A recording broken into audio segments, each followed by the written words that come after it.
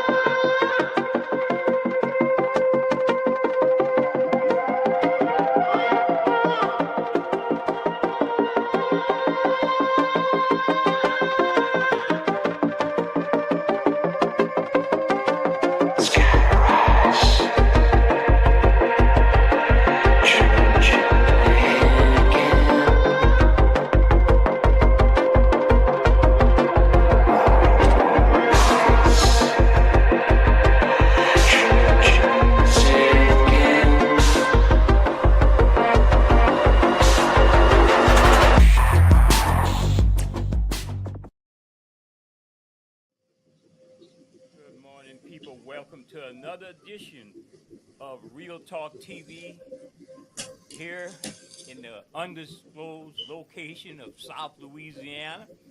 I hope that's enough for everyone to know. We want Brother to J, you welcome can you bring your mic to up just a another little bit. great edition with Brother Keith, my co-host today. We're gonna be chopping it up. Uh, we're gonna start off with a hard theme today, a hard theme that a lot of our people need to consume. But before we do that, I want to remind people: please support AOC Community Media. That's the Cox 15 and the LUS Fiber 3 channel. Check it out, people. Go to aocinc.org/watch to watch it online, or you could go to the main site of the website and download the app and take us everywhere you want to hear these great talk shows here on AOC Community Media. We really appreciate the fans and supporters and the callers. Brother Keith, look, the theme. The theme here today is to Trump. We're not going back to this time where you see John Lewis right there kneeling down. He was being beat in the head by an Alabama state trooper back in the March in Selma when they had to cross the bridge. This is what these people want to go back to, but you know what? This time they got bullets for us.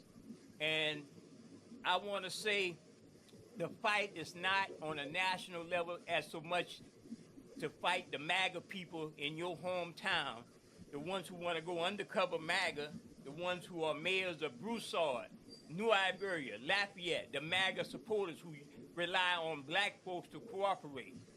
I also want to say to black officers out there who are participating in these ICE takedown in Washington, D.C., don't let yourself be a tool of white supremacy.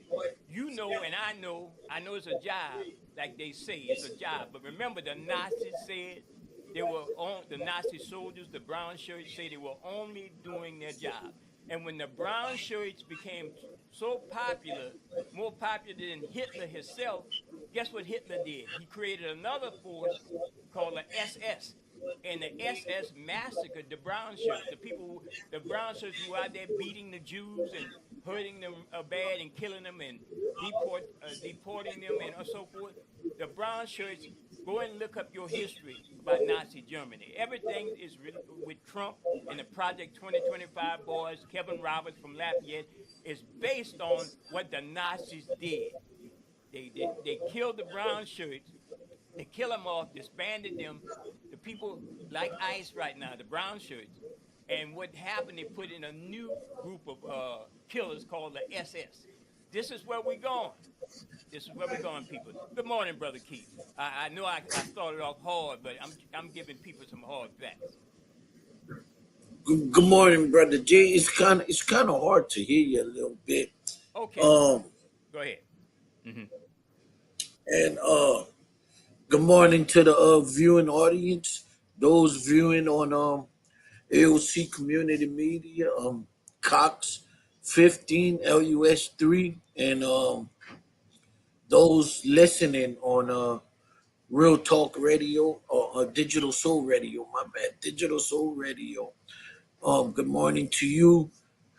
Hope we can open the phone lines to some dialogue. Hope we get some dialogue. We get some information from the community, questions, concerns.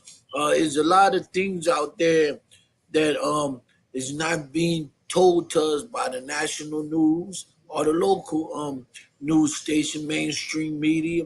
A lot of things that we are not being told that needs to be addressed. Is a lot of things going on that needs to be addressed. A lot of information that we need to get out, and keep supporting these platforms where we're able to get information out, because there are there are delegations that are attacking and trying to pass laws to limit the ability of these platforms. So we need to continue to support these platforms here, not the mainstream media, but these local platforms where we can continue to get this vital information out unfettered and raw, and the way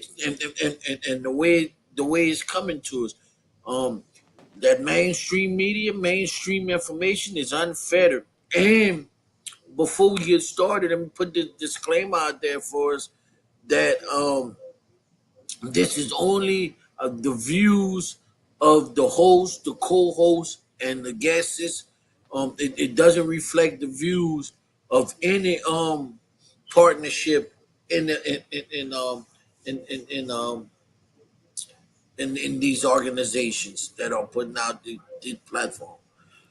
Yeah, Brother Keith, I want to start off with something.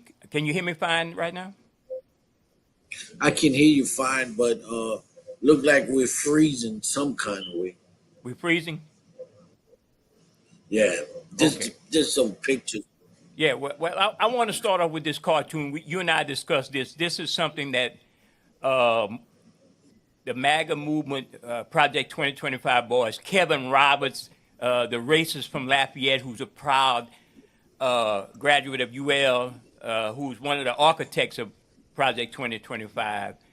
They are pushing this from PragerU, and a lot of school curriculums around the country will be trying to run this thing. I know in Florida they say they're gonna run this bullshit completely. I'm trying not to refrain from cursing, Brother Keith, but I want to run this cartoon and let people see how racist it is. That's not too surprising. The show is about this brother and sister named Leo and Layla who time travel and meet famous historical figures. But instead of unbiasedly educating kids about history, this cartoon said, "Hey kids, slavery was cool." Being taken as a slave is better than being killed, no? I don't see the problem. It's called Leo and Layla, and it's one of the worst kid cartoons ever made. Considering it was made by PragerU, that's not too surprising. The show is about this brother and sister named Leo and Layla who time travel and meet famous historical figures. But instead of unbiasedly educating kids about history, Leo and Layla spend a lot of time trying to rationalize controversial figures like Christopher Columbus. Well, in our time, we view slavery as being evil and terrible.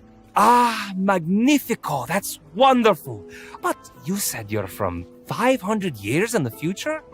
How can you come here to the 15th century and judge me by your standards from the 21st century? That's right. Christopher Columbus is just so relieved to hear that slavery is over in the future. Ooh, thank God. Apparently, everyone was doing it, and his hands were tied. But also, he gaslights the people he enslaved by saying that they were brutes. It's as uncomfortable and misleading as you would imagine, especially towards children.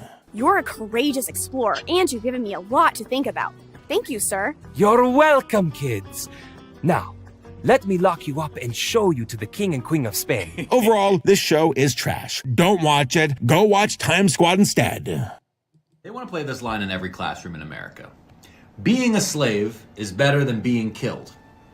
They want every student in America to hear that line. Being a slave is better than being killed. And that's not just a line, that's an argument. That's an argument with two options in it.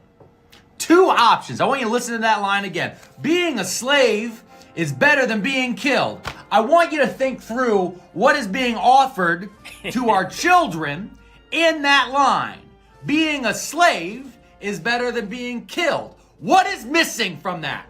What is missing from that argument? What is missing from that equation? Freedom. Freedom. Liberty. Justice. The American way. Being a slave is better than being killed. They want to hand every single kid in America an iPad and have them sit in their class and watch a cartoon of Christopher Columbus tell our children that slavery is fine as long as you aren't killing people. But even better, it's better to be a slave than it is to be murdered. I have a much shorter version of this line that actually fulfills what Americans should believe. Instead of saying being a slave is better than being killed, how about give me liberty or give me death? What happened to that shit? Well, Brother Keith, you heard that. Apparently, they got some in Lafayette might want to be bringing into Lafayette Parish Schools, Iberia Parish Schools, St. Landry Parish Schools. Would you be good with that? That type of cartoon? That being the choice between slavery or you could just be killed.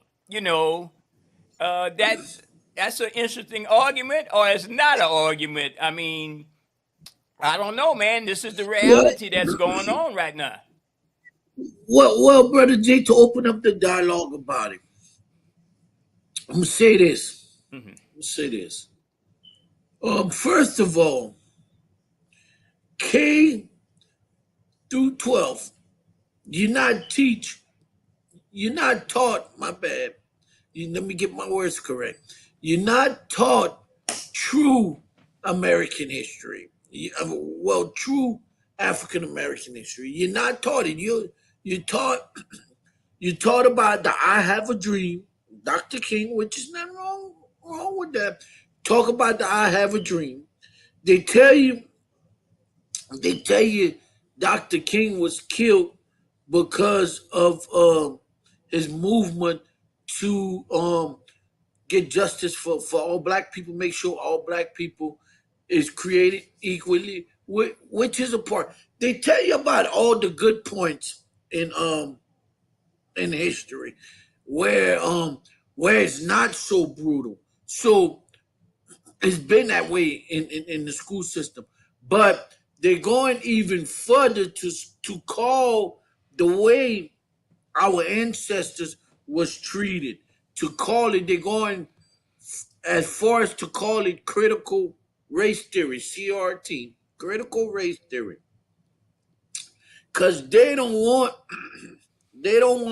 their kids and grandkids embarrassed about how bad their ancestors treated mankind.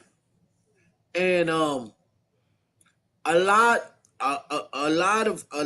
of their younger generation is interacting with African American people, and they're becoming friends more than opposed to the ancient years where white folks was taught, or white folks had the notion that African Americans were under them, wasn't good enough to be equal to them.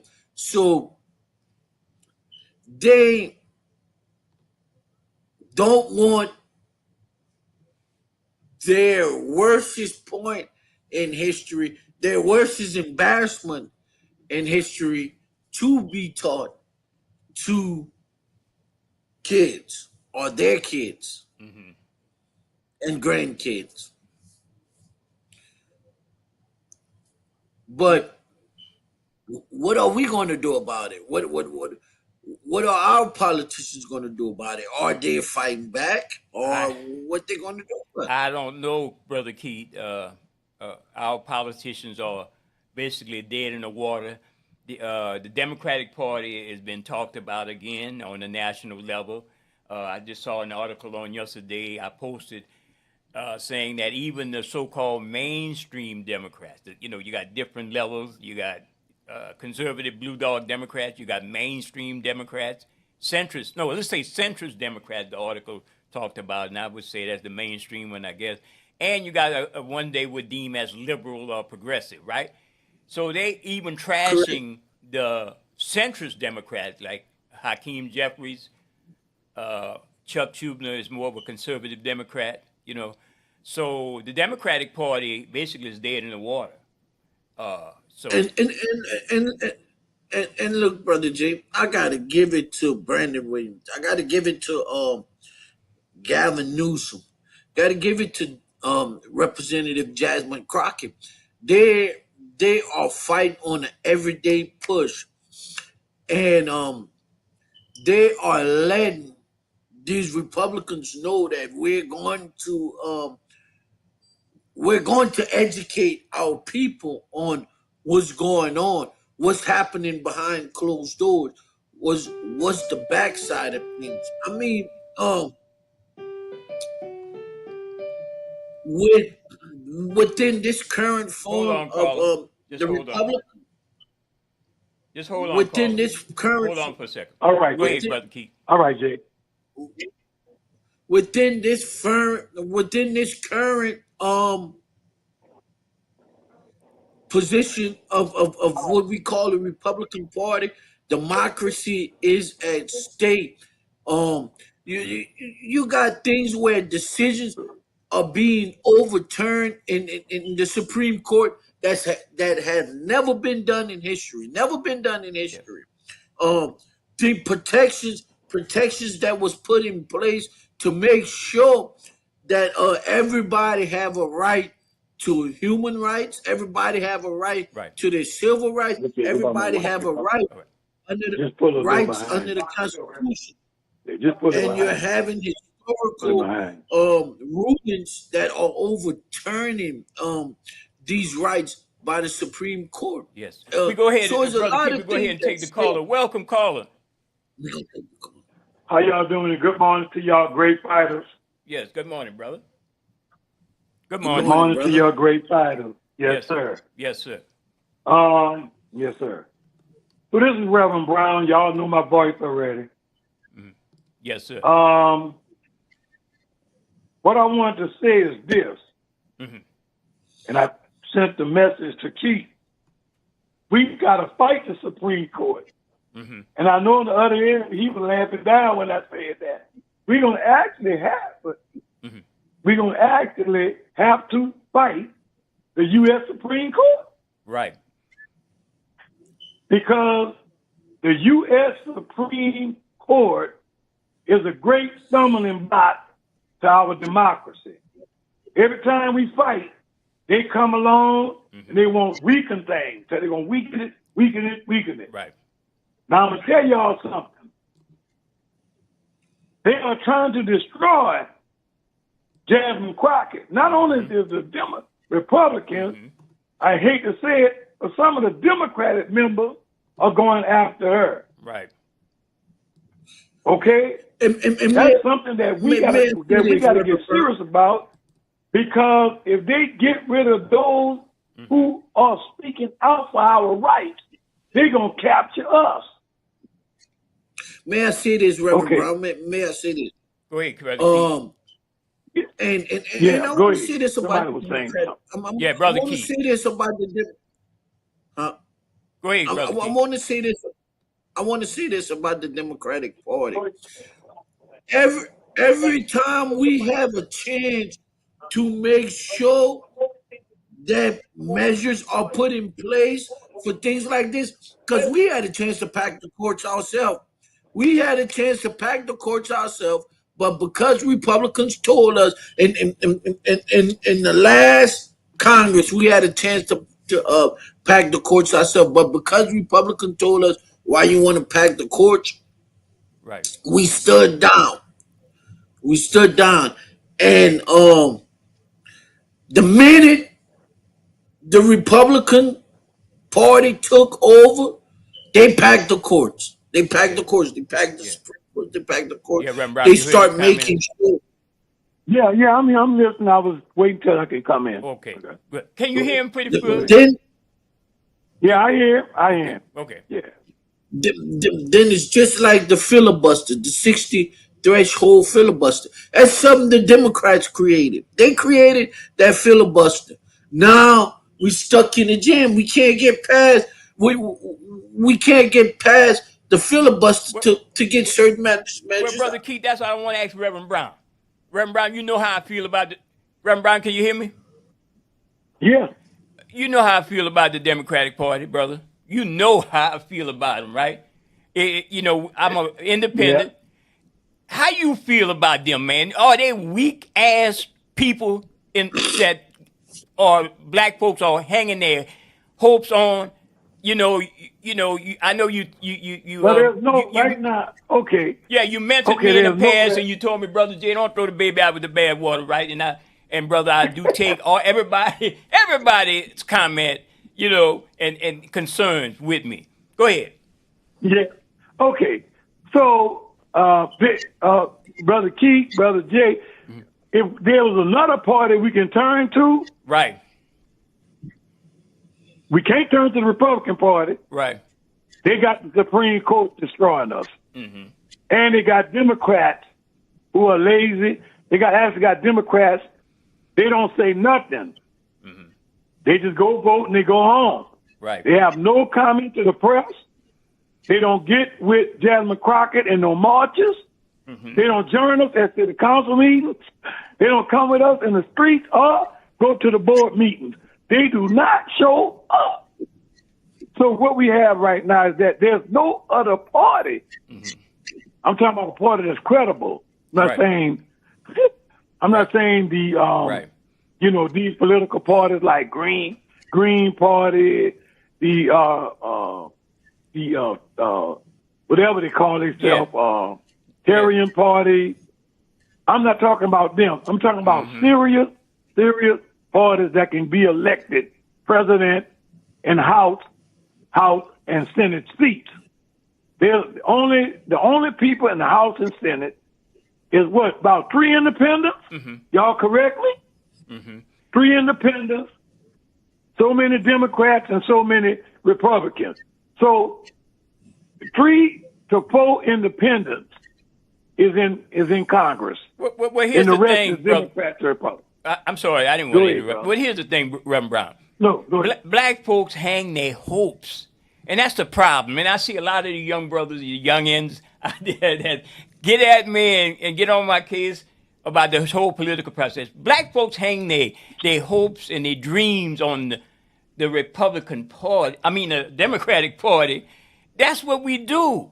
And we don't realize this is an eternal fight because based on you're living in a capitalist, racist society that was created this way, right? First, you got to create this racist society was created by them, and we were unwillingly put in to be some participants. So we keep thinking we're going to change this from the inside. Now, I showed a picture of the police dog on the attack on John Lewis, and you met him, brother Reverend Brown, where they hit him with the billy stick on the Selma Bridge, right?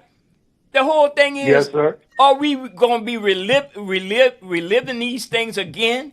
Or this time they got bullets for all of us? I mean, I'm Hey, tired of hanging Reverend, my hat on the hopes and dreams of the Democratic Party, Reverend Brown. hey, Brother J, Well, Reverend Brown, before you before, go too go far ahead, with Jay. this, That's Keith. Go ahead, brother Jay. That's Keith. okay. Keith, go Before ahead, you go Keith. too far, I want to add this.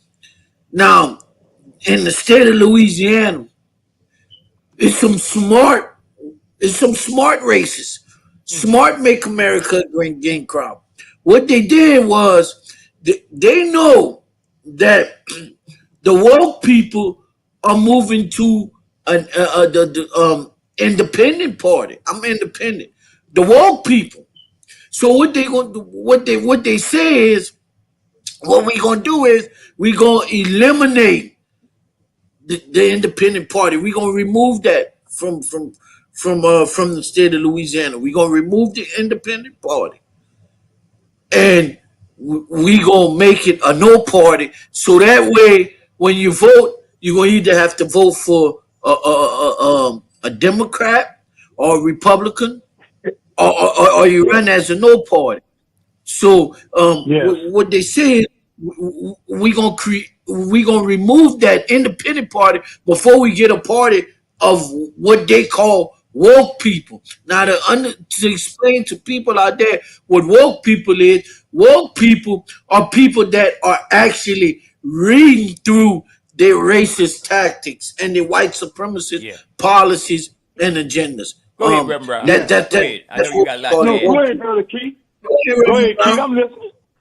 No, I Oh, think he go touched ahead. on that. Go ahead, Yeah. Reverend Brown.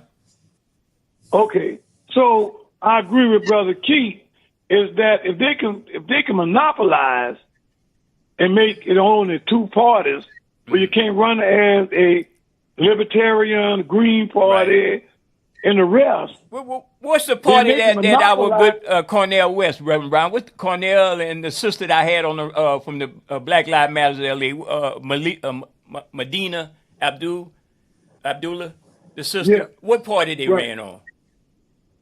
Independent. Okay, so that's the Independent Party, Okay. Communist. That's Okay. the Democratic Communist Party. Okay. Okay. Democratic Social, Communist yeah, Party. socialist. Okay, Socialist. that's Bernie Sanders' party. Right. Okay, so and they're not true to their party because Bernie Sanders didn't even throw his hat behind Right. Dr. Cornel West. Right. So they ain't true to their own party. But Cornel West was Bernie Sanders' co-campaign manager when he ran. Now, that said, I agree with Keith. So let's say they monopolize, Keith, the system, that no party, only Republican Democrats, the Republican Party going to remain in power in Louisiana for the next 55 years. Right.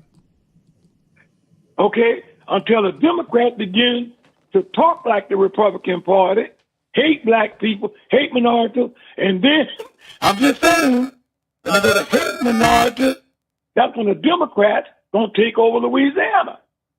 See, the Democrats and the Republicans, they fighting on ideological basis. If you're more racist than me, you're going to take over Louisiana. This is a red state. Okay? So my thing is this here. I want y'all to hear me good. I think that we should get serious. They're trying to destroy us. They're going to try to destroy us in 48 months, take 6 months off it. Before Trump leaves, Trump said there ain't going to be no election. So we know there won't be no presidential election because, and I'm glad you pulled that picture up, they will be riding in the streets in martial law. And what you got on that screen, I hope the people looking at it, that's what we getting ready to go through. Going to be worse because blacks going to shoot back. Yeah. We were submissive. We allow the dogs to bite us, the billy clubs, and the bullocks. Now, we can't beat them, probably, weapon. But we going to be fighting back with bloodshed. Right. This is the kind of stuff that Trump is trying to bring Right. upon this nation. Yeah. I'm going to shut up and listen, but I love y'all.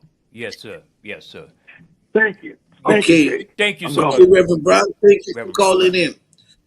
And if anybody else want to make a comment or you got questions, you want to make a statement, 337-272-8849. 337-272-8849. We invite you to join the dialogue.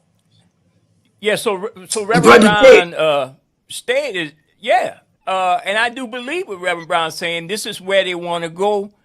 Is the concern is we got 45 million black folks in America. We might have more than that. You know, they're undercounters purposely.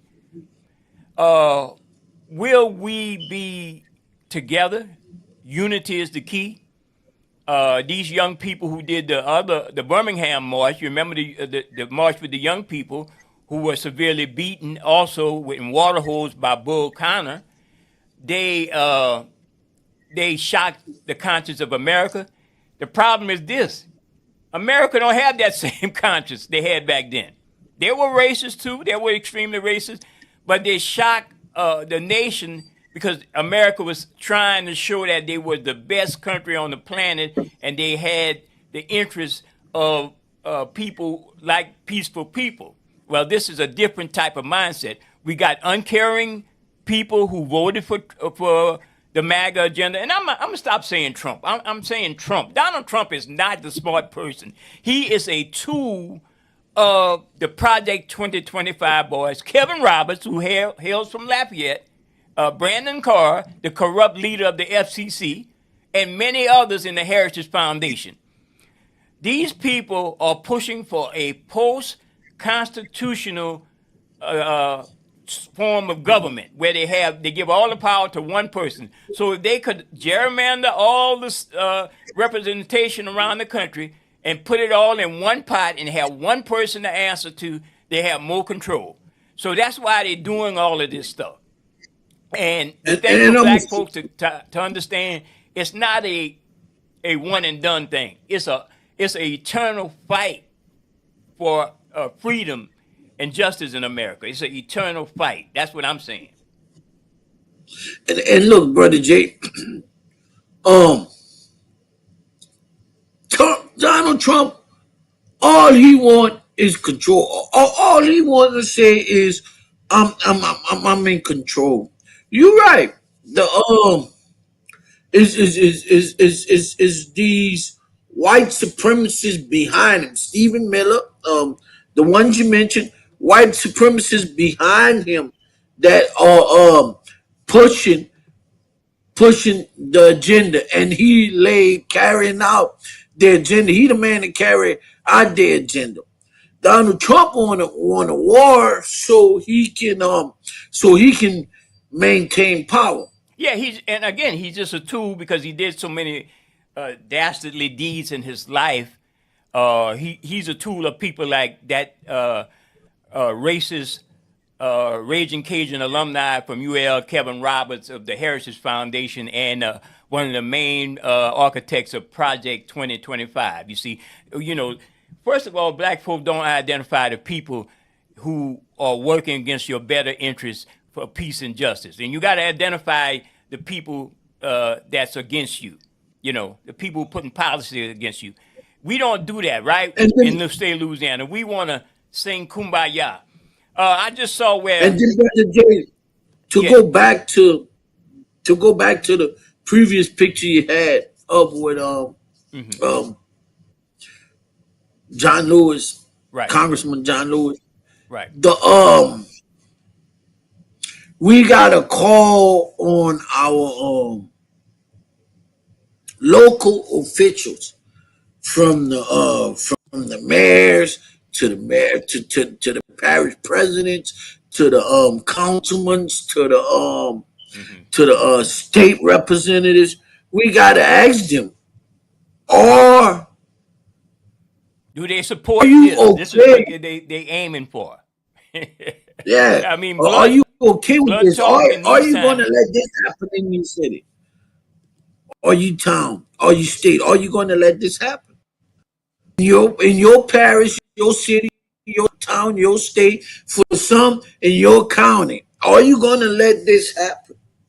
Are you going to let this go down? Are you going to let these national laws change the way we do business in your jurisdiction. Mm-hmm. Brother Keith, you still there? Yeah, I'm still here. Okay. Yeah, yeah. I mean, Still here. I got another video I want to run, Brother Keith. Let's see if I can pull it up. And it's more about the struggle again. It's not that long. It's about 3 minutes. I want people to take a look at it. And this was then. That was back then, right before I was born, or right around the time I was born. Traveling, but seldom making news as a leader. The civil rights picture of those years was one of violence, of segregationists lashing out in resentment at the school desegregation decision. The names in the news were names like Little Rock and Clinton, Tennessee. Somewhere outside the picture was Dr. King, speaking, traveling, but seldom making news as a leader.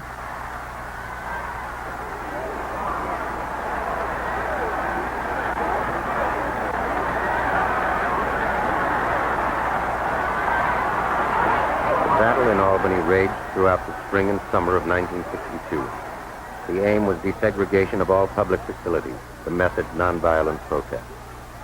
Unexpectedly, Albany police countered with perfect order and nonviolent arrest. What would happen to me from some of our sick white brothers? Well, I don't know what will happen now, but it really doesn't matter with me now, because I've been to the mountaintop, and I've seen the promised land. I may not get there with you, but I want you to know tonight that we as a people will get to the promised land.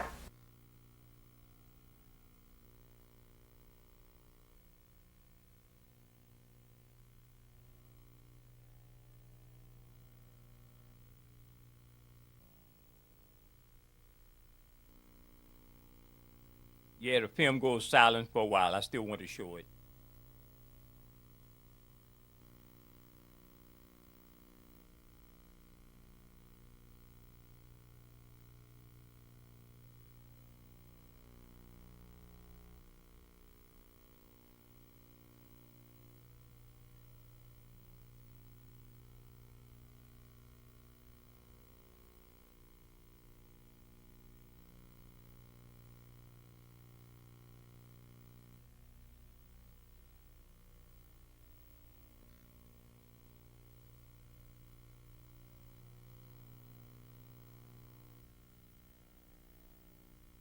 Yes, Brother Keith, is very troubling, but we need to see this. This was a lot of young people. They need to understand that while we out there wilding out on each other, rolling on our so-called imaginary ops over PlayStations, over pickup games, over diss tracks and so forth, and listening to a lot of drill music, these are the people who were the enemies of your great-grandfather, your grandfather, your grandmother. These were the enemies, the people who's out there beating these young people. So we need to make our young people understand, the ones in Washington, D.C., where the cops and the ICE agents and the secret police are now arresting. They need to know who their real open enemies are when it comes to stuff like that. I have a dream today. Yeah, Brother Keith. That is some troubling footage. Just however old it is, however celebratory at the end of Martin Luther King, is troubling that some of our people might have to relive this police dog attacks. I mean, you're getting police dogs anywhere when you have traffic stops. These officers are putting the cops on you. You know, today I heard from the Ronald Green family. They still haven't have their situation resolved with officers being brought to justice from the Louisiana State Police, you know. And Brother Jay, before we get on the local issue, I want to say, the national. How can a governor send National Guard troops to patrol somebody's streets when his state has the highest crime While rate you in the talking country. about that, Brother Keith, I'm gonna grab that graphic right quick. I'm gonna put you up full screen. I'm gonna grab that graphic right quick. You know how can he send National Guards and um Governor Newsom was right for saying take care of your problems in Shreveport, which the Speaker of the United States House of Representatives, that's his district. His district run through that. And he has the most crime rate in his district. And he asking for the National Guards to patrol the streets of Washington D.C. No. But if anybody else want to get in on some of the conversation, 337-272-8849, we invite you to share your opinions and express your views. But it's not about the crime in DC. It's not about the crime. It's about maintaining that authoritarian power. That's what it's about. The president maintaining that authoritarian problem power. My bad, power. His goals and views are to attack the African American community. He's talking about um dispatching the National Guards to Chicago, Maryland, all every area that's African American. Maybe he's targeting Democratic states and cities. Um, it's just hectic. It's a lot. It's a lot to talk about. But for the state of Louisiana to send National Guard Yeah. troops to patrol another municipality or patrol another area when you can't get your own state together? Yeah, and it's a What lot of crime what everywhere. what, True, Brother Keith. It's a lot of what crime is wrong with everywhere. the government? But it's so ridiculous. And I'm gonna pull up that graphic in a minute. I took some time to get it, but it does not make any sense that he's so much want to be like that. Maga, let's take this call while I get the graphic. Yeah. Why you pull up the graphic? We're gonna take the caller. Good Good morning, morning, caller. Carl. Good Good morning. morning, Brother Jay. Good morning, Brother. The key. Yeah, good morning, brother. As always, y'all always have good topics y'all talking about. Sometimes it get mind-boggling to see all the hypocrisy and the dismantle that's going on in the United States with people in general. We know that the main target is the people of color, Right. but we are all being targeted, because they have people of all color living in certain area of the state, of the cities, of the state, and everywhere else, and we are fighting like a ghost in real life. There's no ghost. These people is for real. They sending American troops to attack American people. American people is the target of all this bull crap. Now, brother. Young and old. Now, brother, wow, before you get started, I want you to roll, my brother. And I don't know if you see the screen right now. I don't know if the picture on your end shows the 10 most dangerous state according to the Uniform Crime Statistic compiled by their own FBI and other organization, right? In the top 10 states, right, with the most dangerous state, Louisiana is number 10, which is, at least they made the top 10 in something, right? Now he's sending National Guard troops from Louisiana to tap down on crime, but yet Louisiana's in the top 10. I mean, you only grow them so crazy down here in South Louisiana and from St. Martinville. You only could grow them so crazy. I don't even understand, my brother. Go ahead. Yeah, well, the only reason why we're not understanding it is because they're keeping us confused. Mm-hmm. They're keeping us mind boggled and all kind of things that where we really should be really focused on, and that's the party system. Mm-hmm.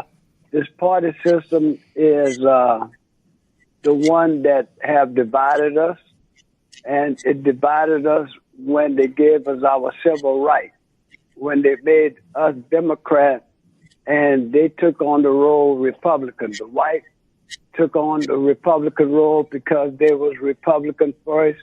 We was Republican under slave labor and under slavery. We was Republican. Right. But because they gave us our voting right to the way to keep tab on us and to keep up with us, they made us Democrats, and we went along with the role Democrat. I'm a zero party, you know what I mean? Right. But the thing of it is, if I had to really become a party, we all should become Republican Party, and that way they wouldn't know us from them. You know what I mean? Unless you start acting out. Like yeah. Brother Wallace. Brother Wallace, let me intersect a little bit. Okay. Republican, Democrat. I learned something last night. The Republican Party came out of what was called Republic, the United States Republic. The Republican Party stands for a republic, which means authoritarian. Democratic Party come out of democracy, stand for democracy. And you put it together, you got a republic, democracy. But they got a Republican, representative said, and I forget his name. I'm gonna get it now. I forget his name. Doug. I forget his name though. But I think Doug Collins. I think his name is. He said you drop the democracy off of the republic. The democracy. You drop the republic. You drop the democracy off, and we living in a republic. That's what he said. We living under a republic. Him and Al Sharpton went back and forth about it for a little minute. So that shows you where the Republican Party want to head to authoritarianship. So I'm glad you broke that down, Brother Wallace. Yeah, well, even when you pledge to the flag, it says to the republic in which it stands, one nation under God, and me personally, I understand what it all broke down to because I had to study it and really realize what's going on. That's just like a patriot and an American patriot. American patriot is of God. The patriot is of the Republican misfit or evilness, and that's the way I look at it, and that's my personal opinion, and I'm gonna stick to it, regardless how anybody else feel.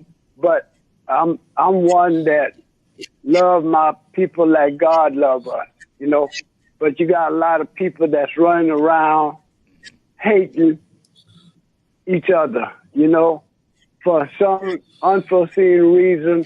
They love the way or word hate, and hate is not where we're supposed to be at.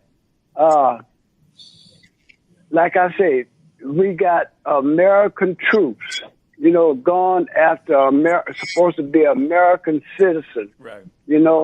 And under dictatorship, that's what they do. They use the troops to go at the people that need to be in power, not going to be in power, the poor, the disfranchised, those that's not so fortunate to live on the hill in the big mansion. These are the people that they're coming after. The people that depends on the government for Medicare, Medicaid, food subsidies, and things like this here. They're getting rid of all of that. So, in other words, if the people got to fight for themselves, they don't have time to be bothered with what's going on with the upper echelon, the white supremacists, the white nationalists and stuff like this here. Brother Wallace, so that's what we're looking at. Well, I Yes, got sir. you on. Well, I got you on the phone, and people got to go take a look at Brother Wallace's show on Fridays from 10 to 12. A great source of community information locally, and hopefully, he one day he might expand nationally because he got his hand on the pulse of Lafayette and the surrounding area. Listen, I want to ask you about this picture, if you care to comment. A Lafayette police officer was arrested on domestic violence charges. The problem is this: we have so many like him who are allowed to be part of the law enforcement apparatus, and even though they have these type of backgrounds going on in their life. We know Lafayette Civil Service Board and Lafayette Police Union, not the conscious black ones who are in there. They probably have some good officers in there. But we know we got some people who are decision makers of whether or not people keep their jobs or not, Civil Service Board. Let these people still have the power of life and death over you. What's your opinion on that? Well, Brother Jay and Brother Keith, as y'all know, we had a black appointed chief here, and his name was Thomas Glover. Mm-hmm. He was a no-nonsense chief. And by him being a no-nonsense chief, he didn't keep his job very long because he was appointed, not elected. If he was elected, we might have had a chief that would have not allowed things like that to happen. Now, this man went in a total other city to pick up a felony or whatever. But guess what? He gonna come back to Lafayette and most probably get his job back through the civil service, right? Or through the chief of police, through the mayor, of however they want to put it, because they're a group of people that, if you're not in their circle, you're not gonna go anywhere. You know what I mean? Right. But if you're in their circle, I don't care if you're black or white. If you're in their circle, you understand me? If you're black, you might be on the outside of the circle, but you're not in the circle. And long as you're in that circle and they could keep you agreeing with them, this is what they want. We got a lot of differences going on in the city of Lafayette, in the state of Louisiana, in the United States, period. It seems like this is what Washington, D.C. is causing. Right. Dissension. Excuse me. God bless you. Yeah. Dissension within our state, our United States, within our culture of people, and they're trying to recruit a race war again. Trying to say whites are better than blacks, blacks are better than whites. All these things are Mexicans are better than blacks, blacks are better than Mexicans, because Trump did that during his election, in his campaign speeches and stuff like this here. pitting us against each other. You know, the Mexicans taking black jobs, the blacks are taking the white jobs. All this other old bull crap, bro, is all madness. Yeah. You see, and once we trying to stop the madness. You know, we trying to make people aware of what's going on. Wake up, people. Don't smell the coffee. Start drinking the coffee. Right. You know, because you're smelling the coffee, you're not getting nothing out of it. And we're gonna have to come together. I got books of the Constitution. We all need to be trying to get together and read those books of the Constitution. A lot of us don't even know the Constitution, you know. Right. And you take our president. Our president don't know nothing about the Constitution, you know, because if he did, he wouldn't be doing the things that he's doing today. Yeah. You know, indeed. everything in our past president, Biden and Kamala did it. Obama and Joe Biden did it. You know, and it's always the blame game. Right. He ain't taking no responsibility of nothing, you know.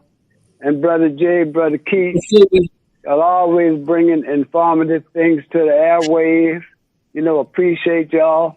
You know, thank you, Brother Jay. Don't run. You got a picture on the matter. screen. You got a screen. You got one more. I got to get one more out of you, Brother Wallace. I got to get one more out of you before Friday. Okay. You see that picture on the screen right there? Okay. Former Yeah. Lafayette mayor respond to the report of pending state small bank audit. I mean, that's old. That's maybe a couple of weeks old. Brother Keith, Brother Wallace. Should we let that just go, or did the new mayor president address that issue? Well, that been in the issue, you know, before she came in office. Now, will she enforce it now that she's in office? That's truth to be told. You know what I mean? Right. This man got away with a lot of things. You understand me? And people let him get away with it. He was the one that hired Thomas Glover as chief of police. He was the one that seen Chief Glover get out of that position. I'm just playing with you, man. He chose to. I want you to be the chief, but I'm just playing with you. I mean, that's what it's almost like, you're playing in the man's face, you know? Yes. Yeah, but that's what he did. You know, he made this man spend all kind of money coming down to be the chief. I'm with you all the way in your decisions and everything. And when the man started making conscious decisions to make things right, oh no, we can't have that. We want the crookedness to stay in our department. The white supremacist civil service board and the white supremacist union probably said, "Hold up, Mayor Josh, you like us? You know, you like us? You're taking all them photos with Rudy Giuliani, man. Come on now, you got to do better than that if you MAGA." You know, that's probably what it was. Yeah, and guess what? I'm hearing that he's trying to run again. You know, well, you can't be surprised. You cannot be surprised. The way the crooked politics is here, you know, and everywhere else, he's subject to get it back. You know, because you got a president with 34 felony counts. Right. And he's running the country. It seems like everybody want to follow the crookedness, you know. Crooked and racist. So he's subject to get too, that also. back. Three adjective adverbs to describe the MAGA agenda. You got a few smart ones who are taking over. You got some idiots. You got some racists, and you got some corrupt people. That's the norm today. Well, I want to see if we're gonna have another black fire chief here. Yeah. You know. Well, yeah. Well, how's that coming? The first, How's that coming? What's the outcome of that? It's shaky. It's shaky. You know, I'm hearing they got a couple of black firemen that is ultra qualified. You know, now will they get it? It's hard to say. You know what I mean? Because white people take better rules from another white than they take from blacks. Yeah. Because Chief Robert Benoit, hey, bruh, he had a hell of a time when he first became chief, you know, and he stood up to the mega time, you understand me, and overcame it, you know. But it was rough when he first got to be chief. Matter of fact, the white boys didn't want to take his orders. You know, they had to have Joe Ban, I think his name was Chauvin, something like this here, taking orders from him. You know, he would go to the council and speak for the white. Chief Benoit spoke for the blacks, and in between that, he spoke up for the fire department by itself, you know, with no bodies or anything like this here. That's how he managed to get more fire stations built and things like this here, you know, because the people was involved with the fire station. But when it came down to run the fire station as men's under his control, he didn't have a whole lot of it, you know. And I'm just being frank with you. You know, he did a wonderful job, you know, as being chief. But the things that he had to go through is just like I was saying the other day about McKnight, you know, how they did McKnight, you know, within his religion that he went through, the rankings to become a priest were in his rankings, you know. They did him wrong. Well, they doing all of us wrong, bro. You know, so we just got to understand that and make sure we are gonna be awake to that. Brother Darrell was on Sunday, you know, talking about the education system, you know, with Brother Adu. I want to feel that before we get how they did him in the education system. They don't want our black kids to learn, you know. And before we get too far deep, we thinking that we are learning something, but we're learning white racist ways of doing things. What you want to say, Brother Keith? Come on. Before we get too far deep into, I'm talking. You can't. Before we get too far deep into into that, well, I want to go back to the police issue. Okay. Everybody seen. You probably can't hear. Brother Wallace, can you hear me? Oh. He's breaking up a little bit. Okay, yeah, I will turn up his volume in a minute. Go ahead. Okay. Everybody seemed to jump on that police officer for his domestic violence incident, which I don't condone it. I mean, he's wrong and he shouldn't be patrolling the streets.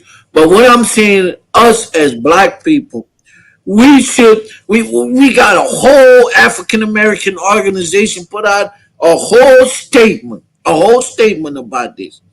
And we ain't heard from them, or they never put out a statement from April or March till now of 2025 when the police department, when Lafayette Police Department garnered the tag or garnered the name of being one of the most racist profiling department in the state of Louisiana. Right. We had to have a statement from that organization. Several individuals had been stopped, beaten within that time frame, has been racially profiled, has had something done to them unjust. We never heard from the state superintendent of that organization for this area, for this district. We haven't had a statement about those incidents, but then yet you're gonna issue a statement about a white officer beating the hell out of his white family, whoever. That's an that's an insult. That's an insult to the African American victims who went through that police brutality or that racial profiling. I'm I'm calling it right. Okay, we understand. We understand. And then then the former mayor issue, the Josh Guillory issue. Guess what? We have a Republican DA, which is Don Landry. Um, is up to him to either prosecute him or deny it. He's going to deny those charges. It's going to slip under the rug. He's going to run again, and he's going to possibly become the man president again. So if anybody that can do something about it is Don Landry, the Right. district attorney. Well, if He everybody is has a the right. member Or of the Project 2025 educational correct. system, well, you know you're gonna have Josh Gillard he could probably have a chance to win, and I know they done told him that if you are a extremist MAGA ass kisser, you will win. Trust me, in this day and age. But my focus, but my focus with LCG is what are we doing to undo these policies and practice? Because from my understanding, a lot of people maybe don't understand or don't know that everybody, mostly all these departments, employees that was employees under Josh Guillory carried on. So it's the same employees, just a different administration. Right. Just a different. Some of them, just some different department heads, but the same employees. Um, my thing is, what are we doing to undo what was done, or what are we doing to make sure that we went through the right process, or the government went through the right process, and what policies are being in place so that way these things don't happen again in the future. Is the current mayor president following that 2025 project plan, or is she Yeah. sitting back and fighting against it? Well, maybe, and I'm gonna let Brother Wallace say, maybe the so-called community liaison, who's happened to be a high-ranking person in the Democratic Party in the state of Louisiana, always promoting Democratic issues with the party. Why don't he ask her that question? And well, he probably know where she stands. But why don't you bring it public, community liaison person? Stop getting mad at people criticizing you because of what they see you are doing. Ask them this. People need to know Mayor President Blanco Boulay, or do you support the MAGA extremist agenda? And she might say, well, what is that MAGA extremist agenda, Brother Jay? Well, the agenda of everything we listed in the questionnaire we have posted on, do you support anti-DEI policies in Louisiana and Lafayette and surrounding area in the university? Do you support rolling back some of the civil rights movement gains of the 1964 Civil Rights Act? Do you support lock them up and throw away the keys? Well, some of these things we need to know, Mayor Blanco Boulay. Let that be a litmus test for all the mayors in New Iberia, Frederick D. Court, the mayors of Broussard, Youngsville, even the brother in Opelousas. How you feel? Tell us what you are representing as a high-ranking member of the Republican Party, as opposed to the high-ranking community liaison person who's a high-ranking person of the Democratic Party who's a community liaison. Let us know. That's all. That's an honest question to ask. Don't get mad. No, And then one more thing to right now, add. bro, they One more thing focus to on the add. mayor. Brother Jay. Yes, go ahead. They focus on the mayor of New Orleans right now. Yeah, You know what I mean? Yeah. Because she's a high-ranking official. New Orleans is one of the major cities in the state. You know, so they focusing on her, trying to make her the bad person. You know, blacks can't run nothing. Right. Blacks always doing something wrong. You know, and everybody else is doing the same thing she's doing, but nobody's saying nothing about it. But because of the color of her skin, you know, everything that she have done is wrong since she's been mayor of New Orleans. So, you know, and then guess what? They get all the blacks on the train, you understand me, to say, well, yeah, she did wrong. You know what I mean? No, white folks doing us wrong every day. As we speaking, they doing us wrong. But guess what? It's okay for them to do it. That how Leon, guy you talking about, you know, he's not gonna say nothing. Right. Yeah, he's not gonna say nothing because she's signing his paycheck. You know, and long as she's signing his paycheck, you know, he's going along with the paycheck. He ain't going along with what's going to be good for the community. Yeah. And it just question. It's not even asking him to change his ideology or her ideology. It's not even asking that. Let the people know where you stand, and then people could make a better judgment when they pull the level for you if they go out and vote. And because of that, because of him not telling anybody, that creating the whole notion of what we call keep voter apathy. I'm not going to vote. Them people not fighting for me. One more thing to add. One more thing to add. Back about the police department, the police officer. Say even if he was to be reprimanded or some disciplinary action was taken against him, there's a civil service board he gonna appeal to. That civil service board is all Caucasian. The civil service board in Lafayette is all Caucasian. Yeah, I said that earlier. And it's not one time. It's not one time I've seen the civil service board fall in favor of the community over an issue of whether it arise to the level of brutality or wrongdoing. Yes, sir.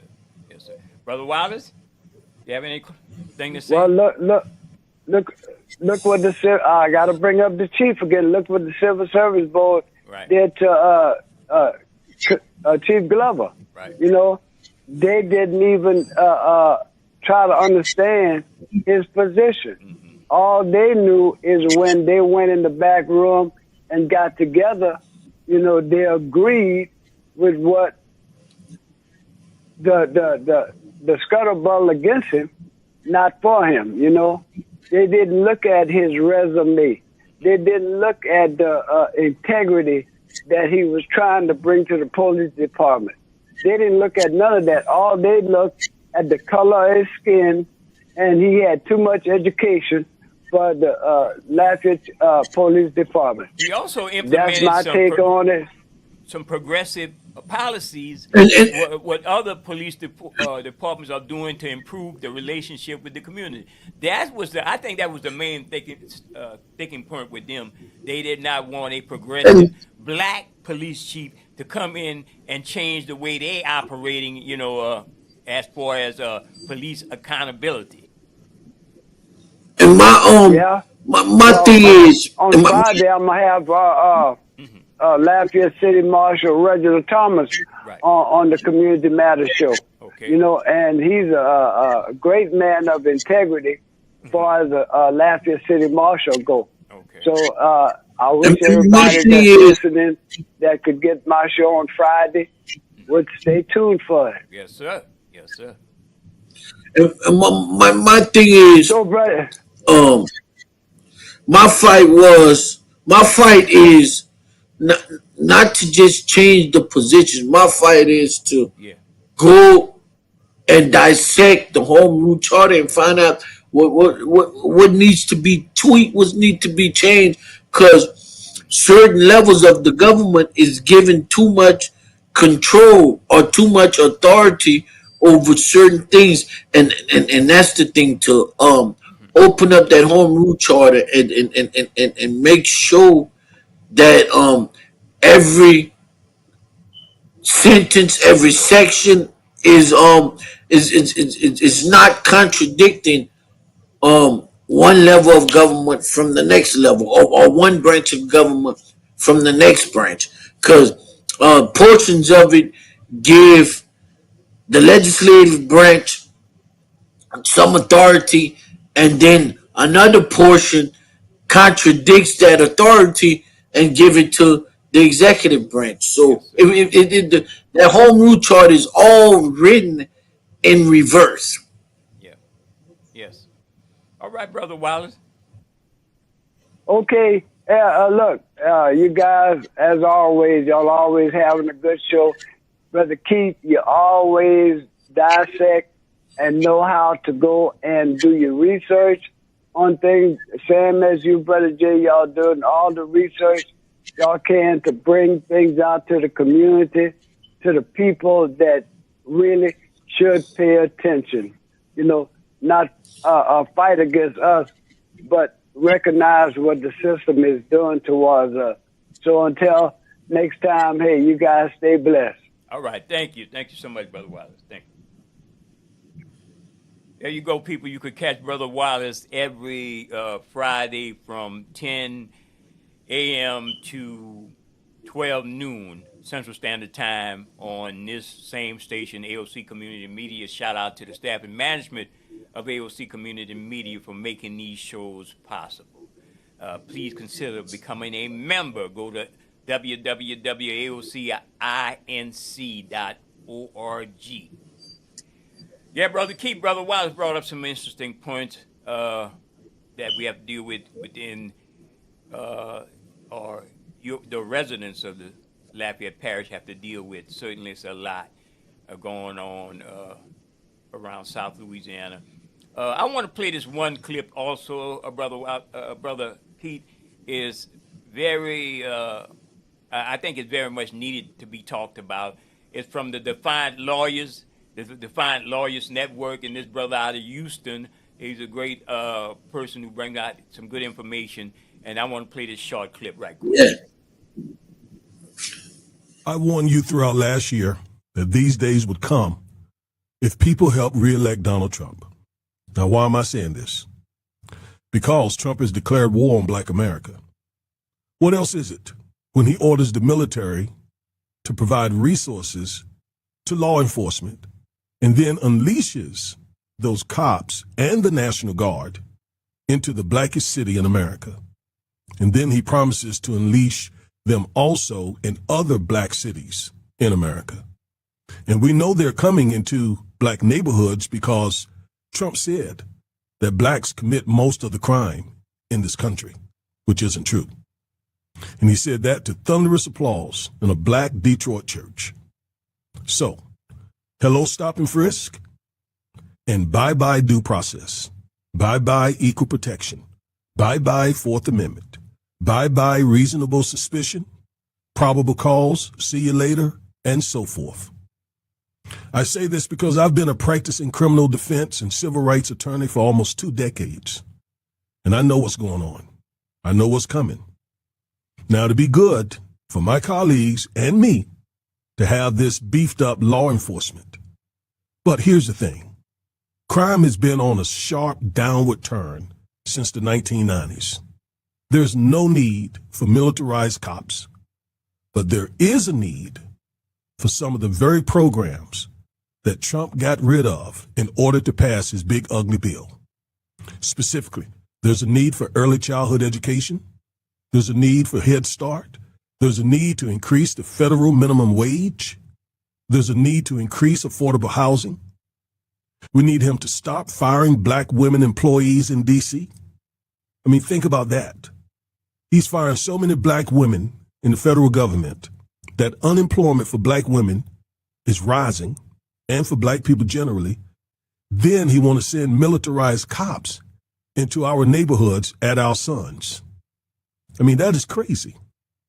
In fact, what this is, to be exact, is authoritarianism imposing fascism to protect white supremacy. Once again, this is authoritarianism imposing fascism in order to protect white supremacy. And oh yeah, the pro-black imposters who helped Trump get reelected is now trying to sound outraged that he's doing this to DC. But he wouldn't be doing this, perhaps, if they hadn't told so many people to either vote for Trump or vote the couch. That is why they're pro-black imposters. Remember, stay woke. Yeah, Brother Keith, we're back. We're back here at the open line. I'm sorry, the open line is tomorrow, people. The open line radio and Yeah, TV is real tomorrow. talk, real talk. I'm jumping the gun, Brother Keith. Hopefully have a good Real show tomorrow talk, also. real talk. Check it out, 9 o'clock on this very same AOC station, 9 o'clock Central Time. You heard what this attorney said of the Defiance Lawyers Network. He basically declared war, open war. You know, I mean, other Democrats did some stuff. We know that. We're going to get the call to see what the Democrats did. I'm not focusing on what the Democrats did back then. I'm focused on how strong these MAGA people are coming at us right now. You know. And what's at stake? Nobody, I guess, nobody's really understanding what's about to happen, or maybe not. Maybe Brother J, maybe we just too focused, but nobody really understands to me what's really at stake. First of all, in Louisiana, the Supreme Court decision that's going to be handed down in October. If the decision says that the Louisiana congressional maps, which created the 6th congressional district, which is Representative Cleo Field's district, will be removed, and not only will not only Representative Cleo Field's district be removed, but the Section 2 of the Voters' Rights Act is going to be shot down, which means they can racially draw maps and districts upon just race, by race districts. It don't have to be minority majority or majority minority. That's going to fade away. Now, this is the catch for black people. This is the catch for people of color. This is the catch. If they are allowed to switch the Voters' Rights Act, remove some things from the Voters' Rights Act, don't you think sooner or later they're going to be looking at issues to gut out some of the Civil Rights Act, or start removing the Civil Rights Act? There's a lot of things that at our stake, that's at stake, that we don't, that some of our people, I don't think, grasp. Some of the people don't. Some say, well, you need to let them fight against one another. Let the Democrats and the Republicans fight against one another. But it's a bigger fight than just the Democrats and the Republicans. The fight is white supremacists against going back to 1818 or 1819.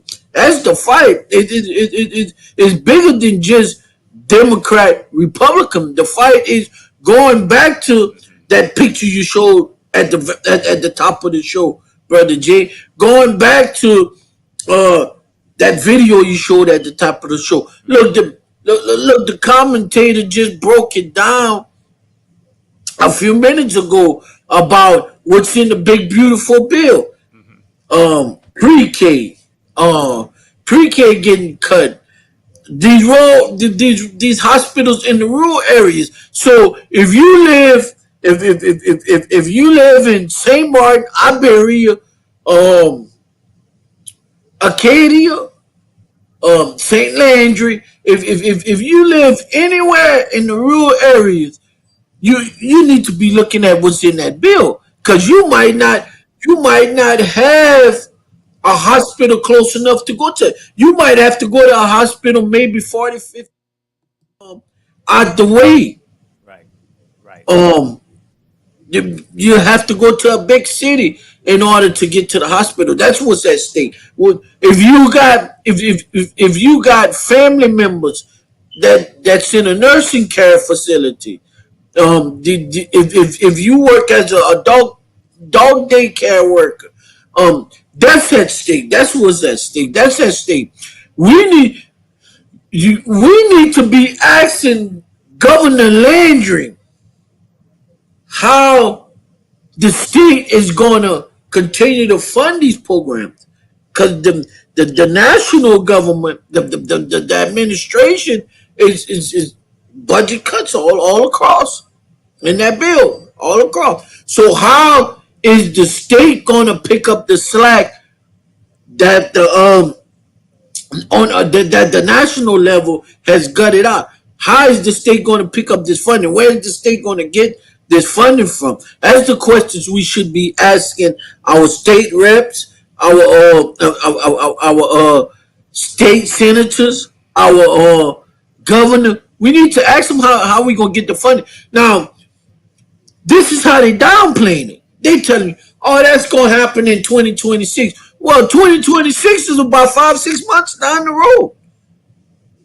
2026 is about 5-6 months down the road. So we need to be asking our politicians where are we going to get the matching funding to make sure that these programs stay in full operation like they did when the national funding was matching it. That's what's at stake. Is a lot of things in these decisions that are at stake and falls on the back. Well, everybody, people praising and celebrating decisions made by these circuit appeal courts, these federal judges. They celebrating. We're celebrating. But the thing of it is, you need to ask yourself, what's going to happen when they go to the Supreme Court? Like they're celebrating that Circuit Court of Appeals granted a map that's favorable for African Americans. But then somebody is filing an appeal, and that appeal is going to go to the U.S. Supreme Court. What's going to happen there? That's the thing. We looking at just the lower courts, but the United States Supreme Court has the ultimate power, the ultimate ruling power. Yeah, because Congress gave them all that damn power. Because you not only you got that MAGA majority, you led by someone who don't know he's black, Uncle Tom Clarence Thomas. He could use Tom in his name twice. So you got that right there, and basically they have been ruling to give this idiot, corrupt person in the White House, racist person in the White House, all that power. Think about Louisiana, what you just said. All the money that the federal government go burn through, giving these ICE, Gestapo, Nazi agents, Klansman agents, all of that money, building more prisons, especially building more in Louisiana to send these people here. All that money being taken out of Medicaid, Medicare. Think about that. Louisiana is one of the poorest as far as economics state in the union, if not in the top 10 again, besides the crime and violence stuff. We are not benefiting from anything that Louisiana should be at the top. One of the states with the most natural resources as is related to oil and gas. and we're not even benefiting because we give it all the way to these corporations. Our politicians are so corrupt. The lobbyists run everything. The criminal justice system I is think run we by the need. prison industry. I mean, think about it. So you know why they want us to have a lot of tobacco, a lot of alcohol, a lot of good time. Let's do the Zydeco. Let's go to the concert, Zydeco and the New Orleans film. That's our distraction. That's the regular people distraction. While they fill they coffers with all that money that Louisiana should be distributing equally to the residents of Louisiana. Think about that. And Brother Jay, I wonder if Senator, I wonder if Representative Letlow, Steve Scalise, Clay Higgins, Senator Kennedy, and House Speaker MAGA Mike Mike Johnson, who some say might be MAGA gay. Mike Johnson. Some of Uh, his own uh, people might say he might be gay. There's a lot of articles. I'm not just making stuff up. They got stuff all over the internet that him and what's his name, Lindsey Graham, they might be gay. And I'm not only saying that not to diss anybody gay. I'm saying that because these are the people who are always pushing this holy white Christian identity agenda, and they're more down there freaky. is They're more what? freaky than anybody else that you could name. More freaky than P Diddy. You know. But I wonder if they're gonna go to St. Martin, Acadia, Iberia. I wonder if they're going to these rural areas and letting them know what's in the bill. I wonder if they're going to let them know what's in the big beautiful bill. I don't know. I don't know, Brother Keith. But getting off note, Brother Jay, Yeah. just a little joke. Donald Trump totally freaked out. He totally freaked out today, throwing throwing a bottle of ketchup against the wall, almost missing Steve Miller's head after he was told that there's a question on the Nobel Peace Prize questionnaire that asks, have you ever deployed the military against its own citizens? And he got mad and threw a bottle at Stephen Miller, almost missing his head, and it hit the wall. Uh, he wants the Nobel Peace Prize. What has President Donald Trump did so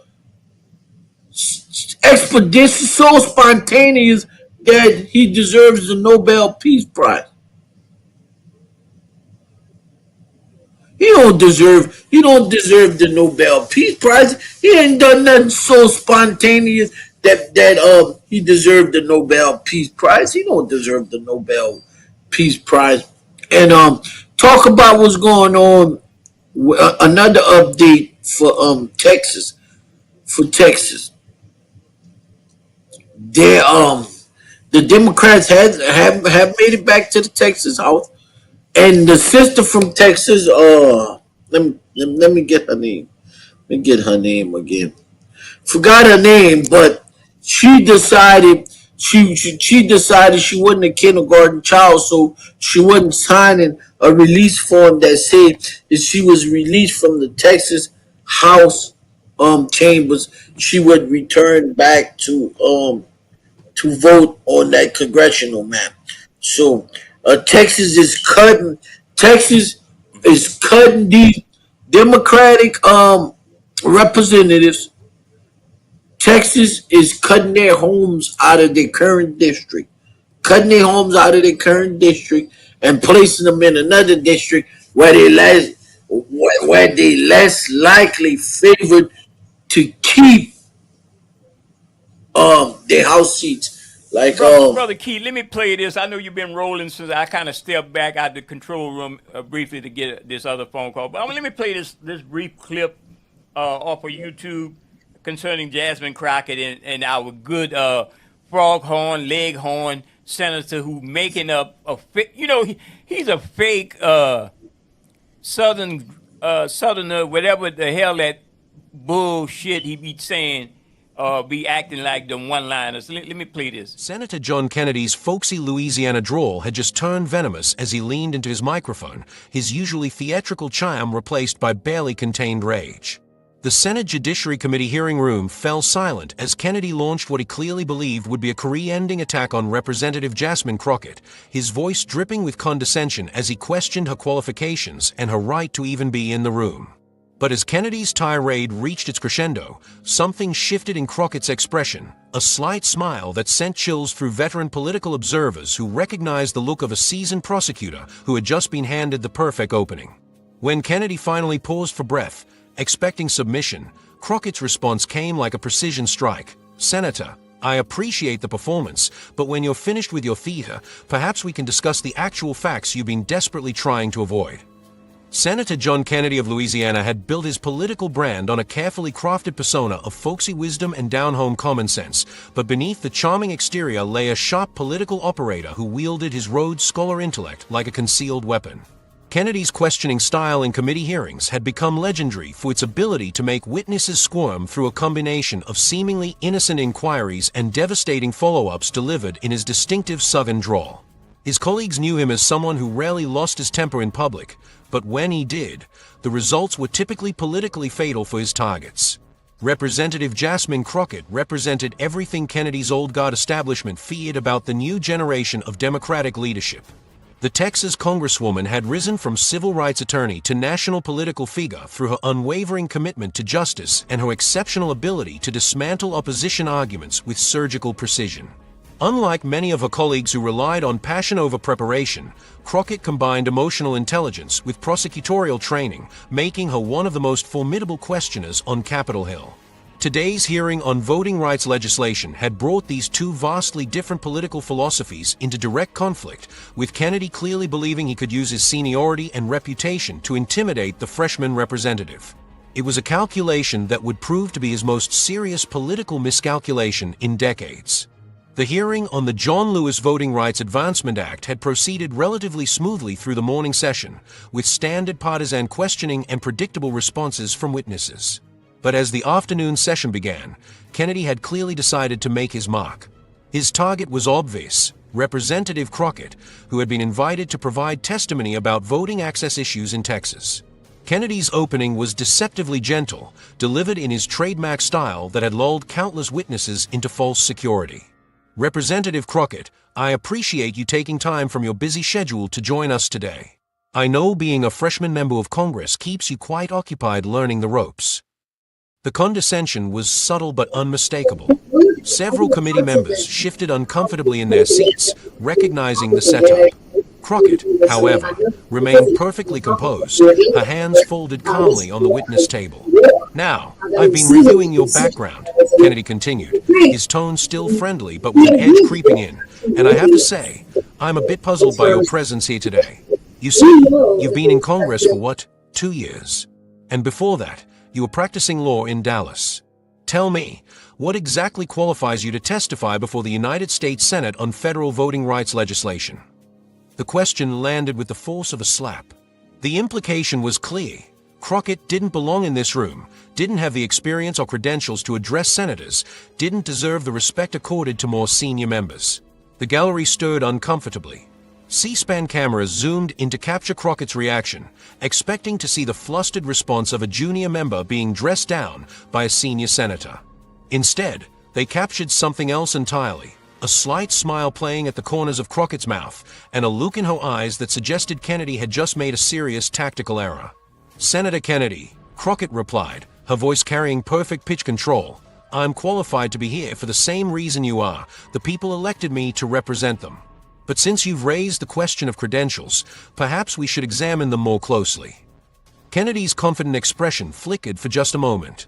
He had expected deference, maybe some defensive explanation of her background. He hadn't expected a direct challenge. "Furthermore," Crockett continued, "I find it interesting that you question my qualifications to discuss voting rights when your own record on this issue is, shall we say, problematic. But I'm sure we'll have time to explore that topic in detail." The warning shot had been fired. Kennedy's face hardened as he realized this would not be the easy intimidation session he had planned. What followed would be dissected by political scientists for years as a masterclass in political combat. Kennedy, clearly rattled by Crockett's unexpected pushback, abandoned his folksy persona and revealed the sharp-edged operator beneath. Representative Crockett, I don't appreciate lectures from junior members who think 2 years in Congress makes them experts on constitutional law. I've been studying voting rights since you were in elementary school. The personal attack was more direct now, and the room's tension ratcheted up accordingly. Committee Chairman Dick Durbin looked uncomfortable but didn't intervene, recognizing that both participants were operating within the bounds of senatorial courtesy, however tenuously. Crockett's response came without hesitation, her voice remaining perfectly level despite the escalating hostility. Senator, I appreciate your decades of experience, but experience without results is just practice. And your practice on voting rights has been, frankly, devastating for the communities I represent. Kennedy's face flushed red. That's a serious act. Brother Keith, I just wanted to get that short piece. It's a little longer than I thought it would be. Certainly Jasmine Crockett tore his ass up.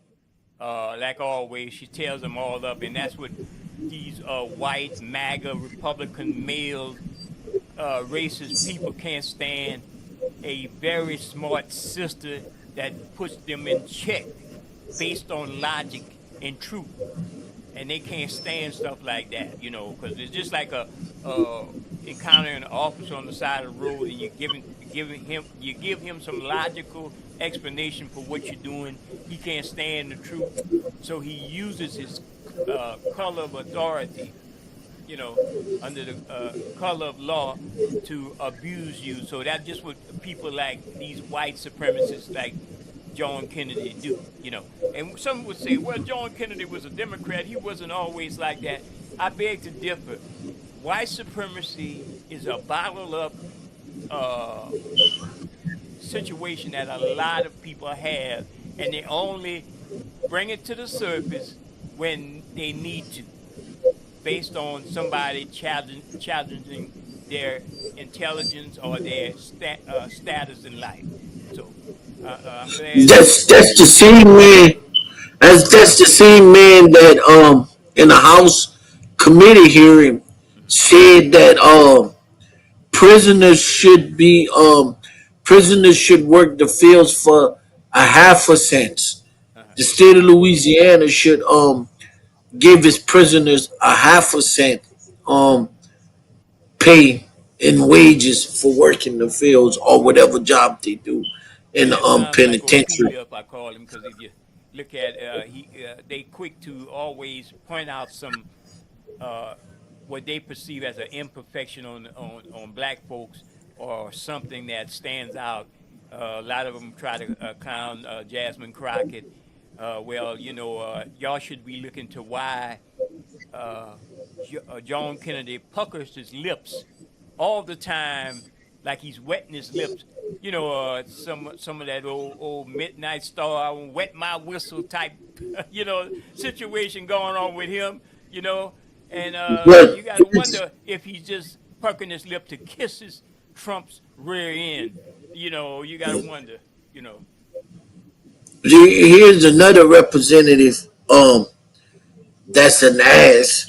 Tennessee Rep Andy Oogles got major blowback on social media Sunday after suggesting that President Donald Trump be given a hall pass to do whatever he wants. Oogles posted to X Saturday, give Trump a third term, give him a peace prize, and let him run D.C. as long as he wants.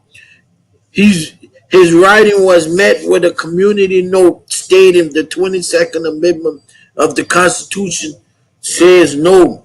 Former presidential campaign co-chair for Bernie Sanders called for Oogles' outright ouster from Congress. When conservative commentator Renetta Oxendine suggested that stating an opinion is not unconstitutional. So they're saying what Representative Andy Oogles said is not unconstitutional. Ever hear Ever hear of the First Amendment? Turner replied, "This is a member of Congress advocating against the Constitution, hence unconstitutional." Republicans against Trump asked XAI bot groups what was wrong with the statement, and the bot set the record straight. The tweet proposes unconstitutional actions. A third term violates the 22nd Amendment. Two-term limited. Trump is serving his second term. The Nobel Peace Prize is awarded by the Norwegian Committee and not given by the U.S., allowing indefinite rules undermine democracy and the Constitution. And then Rep. Andy Ugo says, as a veteran, I swore an oath to defend the Constitution. I want to crown a wannabe dictator for life. Trump does need a third term and a Nobel Prize, and he's accountable for protecting our democracy. I did serve so I could kneel and beg for a fucking king. Well, that's all fine and good. Again, I harken back to how many the population of Black America, maybe upwards to 45 to 50 million people in the United States. What would Trump do with a lockdown chocolate city, which we refer to Washington, D.C.? What is the end game? You got to ask, what is the end game of the MAGA agenda, the Project 20? What is the end game? To kill black folks? To commit genocide? You know, I'm a realist. You know, it might seem far off and ludicrous, and you might have a lot of black people saying, "Brother Jay, come on now, man." But what's the end game if you can't do nothing else with them but lock them up and you can't what? And people might start resisting. So I'm saying this. Even after the term of Donald Trump, if he happens not to serve a third term, and I'd say there should be a humanitarian war crimes or type of tribunal should try him and all his people. Let me take this phone call and I'll close. Correct. Hello, but it's hold on, caller. Hold on, caller. You got Real Talk Live today, right? Yeah. Hold on, caller. Hold on. Wait a minute, caller. Okay, now go ahead, caller. Can you hear me? Yeah, I can hear you. Real talk. You mentioned about white supremacy always use the race card when necessary. Yes, sir. Look, until we realize this government is not a democracy, but a plutocracy, we will keep playing in this game until we go crazy, not them. It's not about the people. It's about rich white people. And I'm going to say it again because a lot of white people who not rich always thinking this democracy mean them. They are fighting for the rich white people democracy. And we not understanding the Constitution at all. I heard you mention the Constitution. Notice how these rich folks, whenever something they get caught in the corruption or crime, they go to their so-called my constitutional rights. Like we don't have them at all because we don't even know what's in the Constitution for us. But we don't stress this and we don't use this. Right. So when you say white supremacy, this government is white supremacy. It is even going against their own white people. It always has been white supremacy. It always make black people in fear that we got to go fight for somebody else's democracy so we can get nothing again. So that's why I'm always saying let these white people fight until they recognize they need the people with color in them, especially black people. And it's us that's always falling for the bait like some rats. And not understanding without us there is no them. As you notice, Jay, all these big businesses are closing. Why? They cannot afford what Trump has been doing. And look, the Democratic Party is the same way, so they take their time with it. Now, I heard you mention Jasmine Crockett, a genius, a professor. She has more degrees than the whole little white Democratic Party. Notice how they've been using her to rile up black people, Hispanics, Cuban, anybody with color, so we can go vote for the Democratic Party for them to do the same thing that's so slow. So until we realize what we are fighting against, which is them, not us, and stop arguing with each other about the scraps they throw under the table and say, y'all can go get it, they're going to keep using us as those. As you notice, Jay, you've been seeing these MAGA associates fussing and fighting over what? Scrap because Trump didn't give them what he promised them. Trump has always been a deceiver. And Trump was a blessing to black people, no matter how mad black people want to get. Trump was a blessing because he's showing white people that they didn't even have democracy. Right. And that's the problem with us. But We Mr. always want to fight for other people's Key. right. When do we fight for ours? Mr. Kevin, I'm sorry, Mr. Kevin. Let me ask you this, and you locally, it's a local issue. Now, you know they build this big-ass, beautiful solar plant and supply place down there about past Westgate, right in New Iberia. People should go and pass and see how big this thing, enormous, how much millions of dollars. Now, Trump administration, let's say this administration with the support of these local politicians, going to take away the funding for, they're supposed to give them some matching funds for building that solar plant. I don't see no outcry what he's about to do. So we're going to have a big empty building in the future because nobody going to be able to sell any solar thing because they won't be able to manufacture it because of the money won't be there. You tell me what you think of that. Well, Jay, first of all, we was lied to in Iberia Parish by our council members and the mayor. Right. You know that was in a low area, Shangri-La. It floods when it drizzles. Right.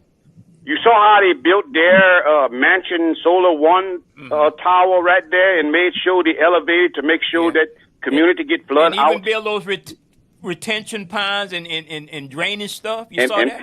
And that's not even enough because it will flood there. Yeah, it but will. You said one. What about that other one by the base? Yeah, that's what I'm saying. That all these property owners sold this so they can get out of that property. Even that little handicapped guy I was telling you about, David Levy, they all had property back there. You don't hear them talking no more, right? Because they didn't made their money. They done sold New Iberia. But guess what the ricochet effect is, Jay?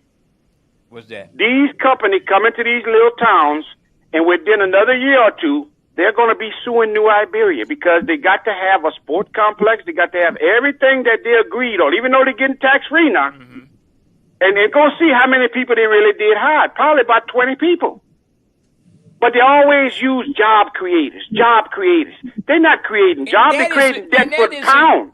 Why do you think these big companies come into these little towns? Because our council members and mayors are giving them tax exempt while we got to pay for that. Humongous Jay, project. If you see how big those buildings are, both of them.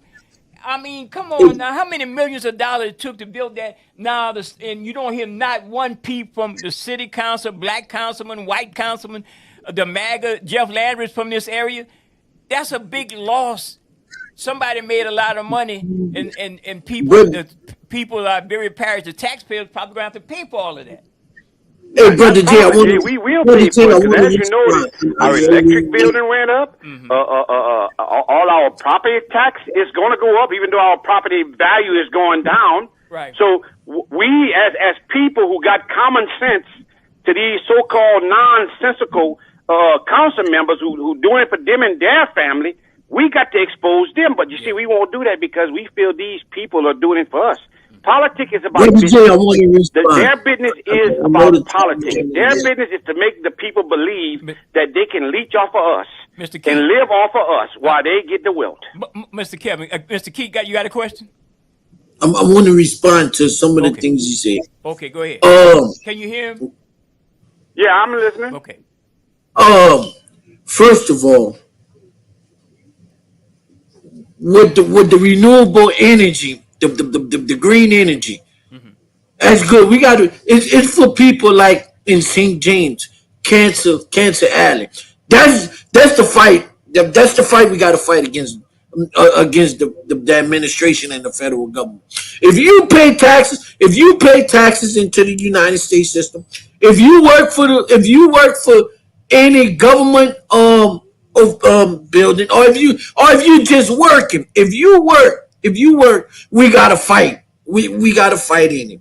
And whether you fight for the Democrat, Republic, whatever, we gotta fight in it. We gotta fight. If we don't want to go back to 1820, we gotta fight. This is not about scare tactics. It's about what's really in place, what's really gonna go down. And we seen it fall. We seen it happen. We're seeing it happen now. We're seeing it happen now.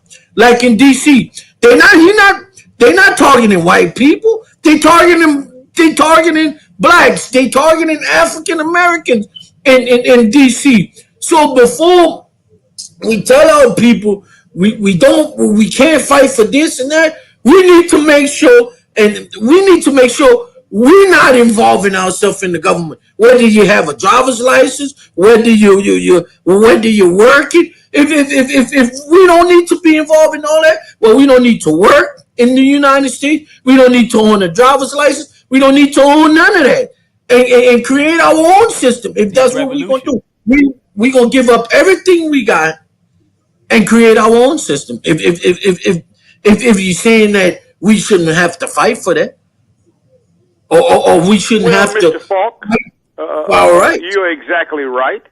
But imagine if everybody that worked with this could not go to the job, how it would hurt these industry people. That's the common sense we don't have no more. That's the critical thinking we don't have no more. Those people need us more than them. And you say fight. We're not fighting for us. We're still fighting for them when we go out there and protest and everything else. Those days is over because, as you notice in Trump's big, beautiful bill, you cannot do nothing at all no more because the politicians, the major white ones, and look, the Republicans brought it up, but the Democrats support it too. Now, don't get twisted on that. Both of them are sponsored by the corporation. Notice how every time it's time to bring up a livable wage, they always use that to run. And then when they win, what they say? Oh, we're going to bring it up next time. So we as people that's playing in this game is a damn fool for even believing these people over and over again. Now, you mentioned about we always got to fight. No, we fight for our people, not other people. Who not with us, we don't have to support them. And us, as being civilized people, we always feel that somebody's going to punish us for helping other people who stood there and watch us get the same treatment they're getting now. So until we wake up and let these white people, these Hispanics, these Cubans, who all voted for Trump, see what we done saw. Now, Mr. Kevin, I want to ask you a question before we get cut off the air. We got about 4 minutes. Listen, I may ask you a question, man. Don't feel bad because I'm asking. Don't feel insulted. Have you benefited from slavery? Have you benefited from slavery? Did you pick up some good trade? Do you know the skills slavery has taught us? Come on. That built America, that taught them that without us there is no them. We have lost that. That's why they don't want us to learn about our African history. So I'm saying that because that curriculum they won't push in the schools where they tell a cartoon where they're taking PBS and all them clear cartoons out the schools and putting in them cartoons. That slavery has helped us benefit. And you had a choice, Mr. Kevin. You had a choice. You either could become a slave or you die. That's what they want pushing Lafayette Parish. That's what they want pushing. Like Mr. Falk said, we need to stop running under these people and start our own thing. But we need real leaders who haven't been indoctrinated about degrees and how they've been taught by the white man. And I'm not knocking the white man for following dummies. I'm knocking the black people for keep on listening to these algorithms these white folks in the blackface to tell us now. So y'all keep talking what y'all talk, but don't edit it nothing. Like I said, their fight is not our fight. Our fight is for us in the next generation. That's why they don't want our children to learn about their history, because it would wake them up. All right. Well, thank you so much, man. We're getting ready to get off the air. Thank you so much. And when I say fight, when I say fight, brother Jay, when I talk about fight, your audio is down. Can you hear? Go ahead. Okay. When I say fight, I'm not talking about fighting for nobody else. I'm not talking about fighting for the white people of the Democratic Party. I'm not talking about fighting for the Democratic Party. I'm not talking about fighting for the Republican Party. What I'm talking about when I say fight is fight that these provisions that's been put in place to make sure that we are not brutalized against, to make sure that we are equal, we are treated equal, to make sure that we don't go back to the time when our ancestors had to march and get beat down That's what I'm talking about. Fight to where they don't switch the Constitution. That's what I'm talking about. Fight. Right. All right, Brother Keith. We're going to log off right now. I appreciate you, man. Hope to see you on the Open Line radio show tomorrow at 9 to 11. Hope to see you. I think our sister might be in tomorrow, Sister Khadijah. And we're going to shout out to AOC Community Media, all the fine shows. And Mr. Kevin, who called in today, and his show is on Thursday from 5:30 to 6:30 Central Standard Time this coming Thursday. Check him out, Mr. Kevin. And Brother Wallace on Friday. You know, so check those great shows out here on AOC Community Media. I'm glad we had a dialogue. We need to have more dialogue. But people, pay attention. Do not go back to the picture I just showed you. John Lewis getting beat upside the head by a billy stick. Do not go back. Call out your MAGA leadership in your town. It's not just in Washington, D.C. It's all over. Thank you so much, Brother Keith. Locally. Call out your local officials.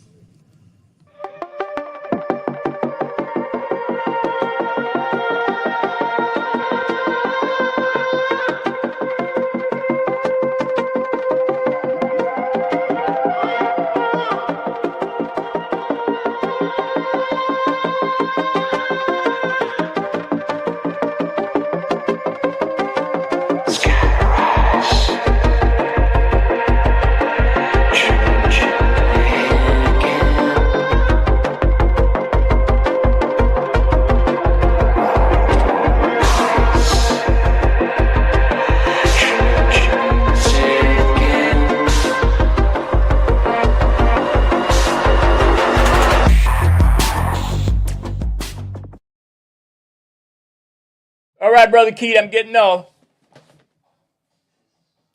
You could hear me, Keith? Hold on.